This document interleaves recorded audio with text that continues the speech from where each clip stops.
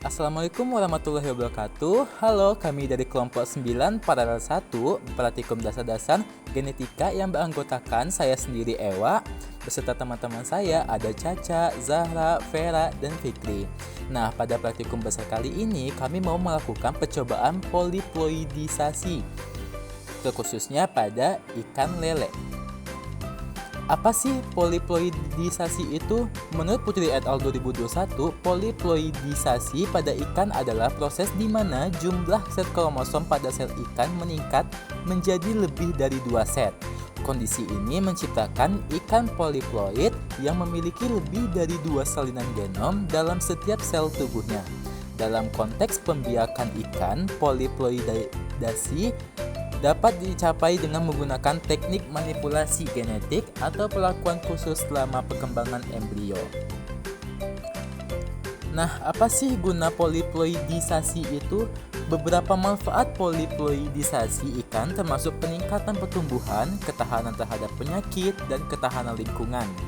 Namun, ada tantangan dan risiko yang terkait dengan proses ini, dan tidak semua jenis ikan dapat dihasilkan dalam bentuk poliploid dengan sukses.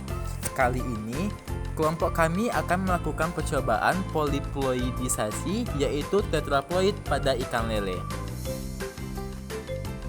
Menurut Ulansari 2022, tetraploidisasi pada ikan lele merupakan suatu teknik atau proses yang dilakukan untuk meningkatkan ploidi ikan lele.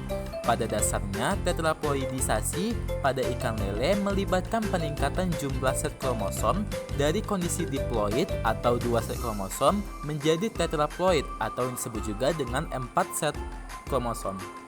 Proses ini biasanya dilakukan dalam konteks pemuliaan ikan untuk mencapai tujuan tertentu seperti peningkatan pertumbuhan, ketahanan terhadap penyakit, atau sifat-sifat lain yang diinginkan.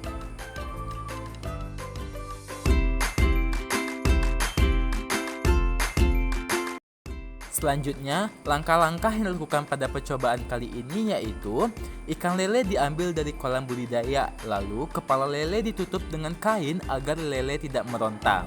Lalu suntikan ovaprin dan larutan fisiologis dengan ketentuan mili sesuai dengan bobot ikan. Selanjutnya, beri tanda jarak 1 ruas jari dari kepala lele pada sirip dorsal sebagai titik suntikan. Lalu suntikan lele dengan sudut 45 derajat. Hati-hati dalam penyuntikan karena apabila penyuntikan dilakukan secara cepat, maka cairan akan keluar dari tubuh. Selama disuntik, usap bagian yang disuntik. Hal ini agar larutan tersebar di seluruh tubuh ikan lele. Nah, selanjutnya sekitar jam 5 sore kami melakukan proses stripping pada induk ikan lele dengan cara memijat area perut induk secara perlahan. Pada proses ini penting sekali untuk memastikan lingkungan praktikum tidak basah untuk menjaga kualitas sel telur. Sel telur diletakkan di mangkok melamin dan kemudian akan dicampur dengan sel sperma yang diaduk dengan bulu ayam agar sel telur dan sperma tidak rusak. Kemudian hasil yang sudah teraduk dimasukkan ke dalam box yang berisi saringan santan dan air dengan suhu yang sesuai dengan habitat asli ikan lele, yaitu kurang lebih 28 derajat Celcius. Pada tahap ini penting untuk memastikan tidak ada telur yang tertumpuk. Setelah itu, tunggu selama 40 menit sehingga terjadi proses mitosis 1. Nah, barulah kita melakukan kedut suhu dengan memindahkan saringan yang berisi telur ke dalam box yang berisi air dengan suhu 40 derajat Celcius selama 3 menit. Dan kemudian dipindahkan ke dalam akuarium dengan suhu normal yang sudah ditambahkan metilen blue. Dan terakhir, tapi tidak yang terakhir sih dilakukan lagi pengamatannya setelah 24 jam untuk mengamati apakah ada telur yang menetas.